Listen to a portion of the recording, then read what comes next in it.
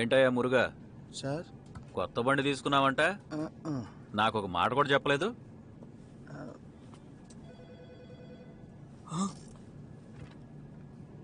Venkat sir ఏమంటున్నాడు? అతను బాగా తెలివైన వాళ్ళతో మాట్లాడండి సార్.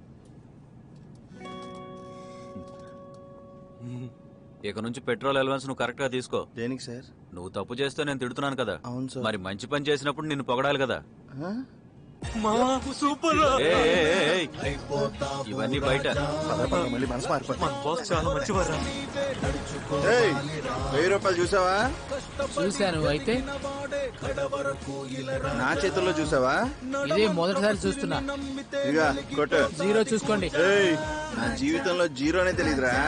పోరా. ఇంకేం తక్కువ లేదు. ముఖం.